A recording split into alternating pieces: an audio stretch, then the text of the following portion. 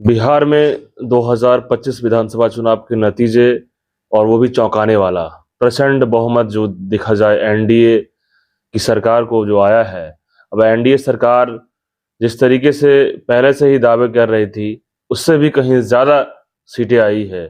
और देखने वाली बात यह है कि मुख्यमंत्री का चेहरा कौन होगा, नीतीश या फिर कोई और होगा। इस पर मैं पूर्व आईपीएस ऑफिसर अमिताभ दास सर से जानेंगे कि ये नतीजे क्या कुछ मायने हैं इसके। तो सबसे पहले स्वागत है इसके। धन्यवाद आपका, थैंक यू। और ये चुनाव के नतीजे जो आया है कहीं ना जी। कहीं प्रचंड बहुमत दिख रहा है एनडीए के समर्थन में। ऐसे में क्या लग रहा है कि कहाँ विपक्ष में कमजोर हुआ, कहाँ विपक्ष की स्ट्रेटजी फ्लॉप हो गई? देखिए, एनडीए को बिहार में ऐतिहासिक जीत हासिल हुई है और ऐतिहासिक जीत की वजह है कि बिहार में ऐतिहासिक वोट चोरी हुई है ना। ऐतिहासिक वोट चोरी की वजह से ऐतिहासिक जीत हुई है। देखिए, 243 में से 208 सीटें एनडीए को मिल जाए तो किसी ने सोचा तक नहीं था। ये नतीजे किसी को हजम नहीं हो रहा है, किसी के गले नहीं उतर रहे हैं। बिना सबूत का सर बोलना, नहीं, ये तो सबूत के मैं नहीं बोल रहा हूँ, सबूत दे रहा हूँ। 200 मतलब 8 सीटें। देखिए, बिहार में वोट चोरी की जमीन जून महीने में ही तैयार कर ली गई थी जब चुनाव आयोग ने एसआईआर का ऐलान किया था। एसआईआर का मतलब होता है स्पेशल इंटेंसिव रिवीजन, इसको हिंदी में कहते हैं विशेष गहन पुनरीक्षण। और चुनाव आयोग ने ऐलान किया था कि एक नई मतदाता सूची का प्रकाशन किया जाएगा। उसी समय बहुत लोगों में अंदेशा था कि चुनाव आयोग वोट चोरी करेगा एसआईआर के माध्यम से। तो इसको सुप्रीम कोर्ट में चुनौती दी गई। 11 याचिकाएं दायर की गई सुप्रीम कोर्ट में एसआईआर के खिलाफ और बड़े बड़े लोगों ने चुनौती दी। योगेंद्र यादव बहुत बड़े चुनाव विशेषज्ञ हैं, उन्होंने भी चुनौती दी और सुप्रीम कोर्ट ने 11 याचिकाओं की मतलब संयुक्त रूप से सुनवाई शुरू की। और ये खेद की बात है कि सुप्रीम कोर्ट ने बिहार चुनाव के पहले कोई मतलब फैसला स्पष्ट नहीं सुनाया। अभी भी वो सुनवाई जारी ही है, जबकि अब चुनाव भी हो गए, रिजल्ट भी आ गए और सुप्रीम कोर्ट ने बस एक मिनट, सुप्रीम कोर्ट ने बस एक छोटी मोटी राहत दी कि कहा कि आधार कार्ड को भी मतलब जन्म प्रमाण पत्र के रूप में ट्रीट किया जाए।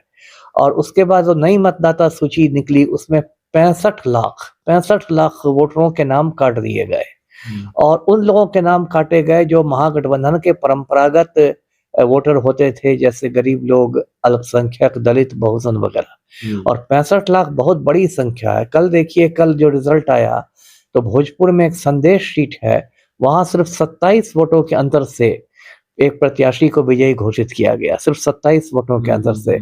तो ऐसे में 65 लाख वोट बहुत बड़ा ये बड़ी संख्या है और बहुत बड़े पैमाने पर बिहार में वोट चोरी का खेल हुआ है। जी नहीं सर, वही चीज है कि सुप्रीम कोर्ट भी इस चीजों को अब देख रही है, तो क्या सुप्रीम कोर्ट जो है अपने तरीके से काम नहीं कर रही क्या?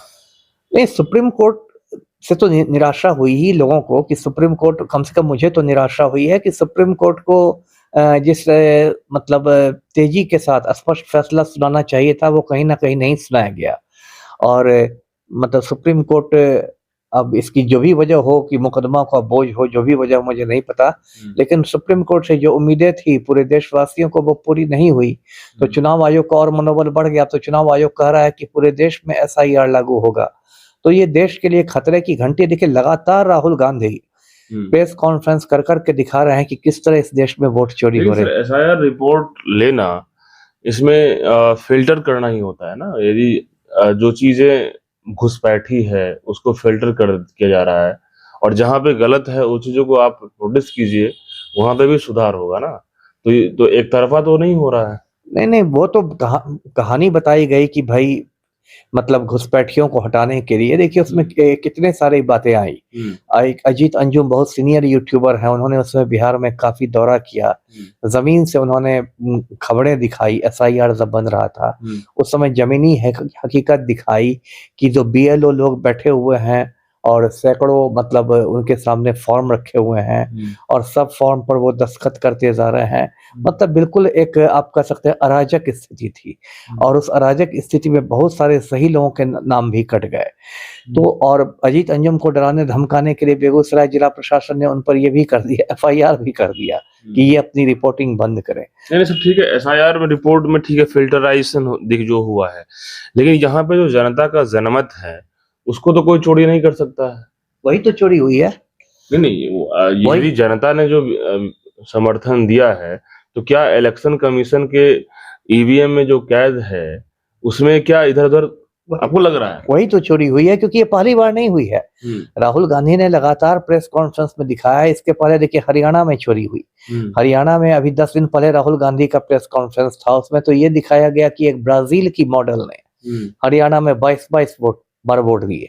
अब देखिए ब्राजील दक्षिण अमेरिका का देश है, 7 समंदर पार वो देश है और वहां की मॉडल का नाम है मैथियस फेरेरो और वो मैथियस फेरेरो हरियाणा की एक सीट में 22 बार वोट देती है। ये सारी चीजें राहुल गांधी ने आंकड़ों और तथ्यों के साथ दिखाया, खुद चुनाव आयोग के कागजात में दिखाया है।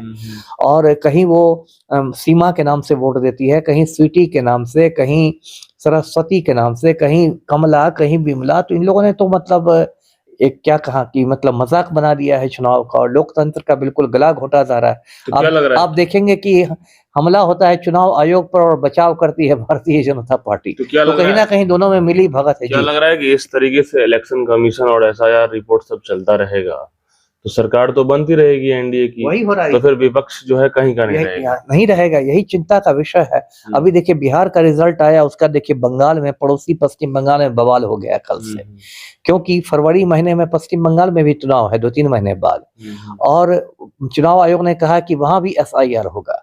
अब वहां अभी तृणमूल कांग्रेस की सरकार है, ममता बनर्जी CM है।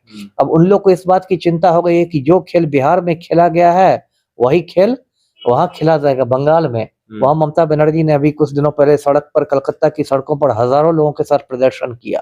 तो ये तो एक बहुत बड़ा मतलब आप क्या कह सकते हैं षड्यंत्र है इस देश में लोकतंत्र का गला घोटने का। ये इस यहाँ पर में जो वोट दिया गया जिस तरीके से, तो क्या आप कहना चाह रहे हैं कि जनता ने सपोर्ट नहीं किया? नहीं, जनता इस बार देखिए बदलाव के मूड में थी।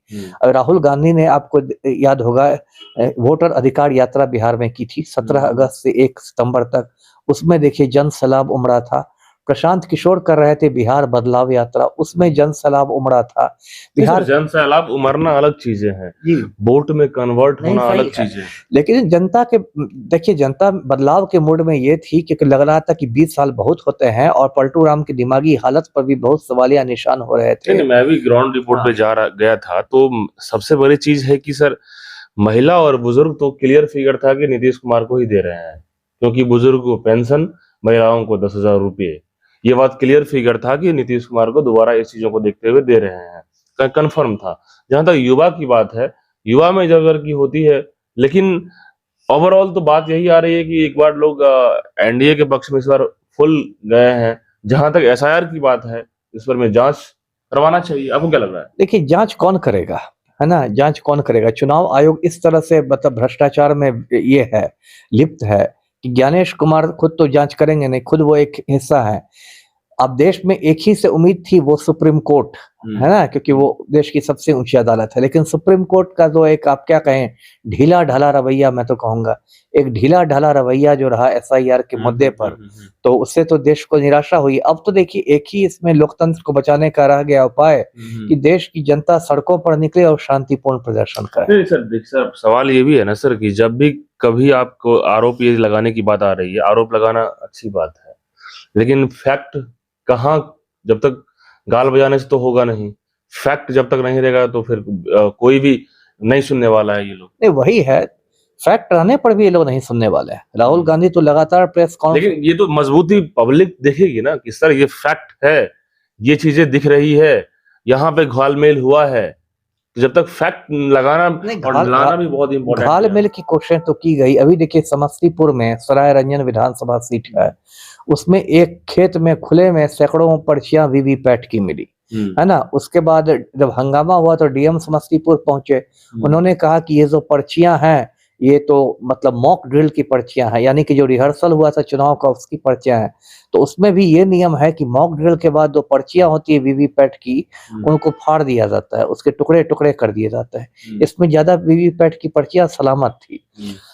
उसके बाद देखिए सासाराम से खबर आई। सासाराम में जो वज्रगृह है, स्ट्रांग रूम जिसको कहते हैं, जिसमें ईवीएम मशीनें इकट्ठा की जाती हैं, उसमें जो वज्रगृह था उसमें रात में, आधी रात में एक रहस्यमय ट्रक गया। 3 घंटे तक वो ज्योति वाली, जो ज्योति वाला हाँ, कराकाट से ज्योति सिंह लड़ रही थी, उनका भी ईवीएम वहीं था। और उसके बाद वहां पर गया, 3 घंटे तक ट्रक रहा। जब बहुत हंगामा हुआ तब अधिकारी लोग पहुंचे। पहले तो ट्रक के ड्राइवर को भगाया गया वहां से। उसके बाद कहा गया कि देखिए सारे बक्से खाली हैं। लेकिन सवाल यह है कि खाली बक्से लेकर ट्रक अंदर क्यों जाएगा? तो बहुत सारी इस तरह की चीजें हुई हैं। अब देखिए क्या होता है। बिल्कुल जी बिल्कुल। तो ये बातें भी निकल के आ रही है, जिस तरीके से आरजेडी से भी बातें निकल के आई, और अभी मल्लिकार्जुन खड़गे की भी मीटिंग चल रही है राहुल गांधी से। तो विपक्ष कहीं ना कहीं धाराशायी हुआ बिहार में, यानी कि 25 सीट आरजेडी को, 6 सीट कांग्रेस को, मुश्किल से 30 सीटों में जो है 30 से 35 के बीच में जो है सिमटा दिया गया। तो कहीं ना कहीं इस बार ये करिश्मा, ये कह सकते हैं रहस्यमयी, जिस तरीके से मंगलाल मंडल जो है आरजेडी के अध्यक्ष कहे कि ये जो रहस्यमयी रिजल्ट है, ये इसके पीछे कुछ और लग रहा है बातें। लेकिन अब फाइनली अब तो एनडीए के पक्ष में सारा चीज है। अब रही बात कि इस पे आरोप प्रत्यारोप का दौर तो चलता रहेगा। कितना इस पर में आपके सबूत होता है, इस पर में कितनी चीजें होती है, उस पर में अब इलेक्शन कमीशन अपनी प्रतिक्रिया दे सकती है, या फिर इस पर में तमाम जो बातें निकल के आ सकती है। लेकिन फिलहाल यहाँ पर में एनडीए सरकार प्रचंड बहुमत से जो है इस बार बिहार सरकार में आ रही है। लेकिन वहीं विपक्ष जो है मूक बने हुए हैं, कुछ कह नहीं पा रहे हैं। कहें तो कहें क्या, ये स्थिति बनी हुई है। आप तमाम लोग क्या सोचते हैं कमेंट बॉक्स में देखें। बहुत बहुत धन्यवाद।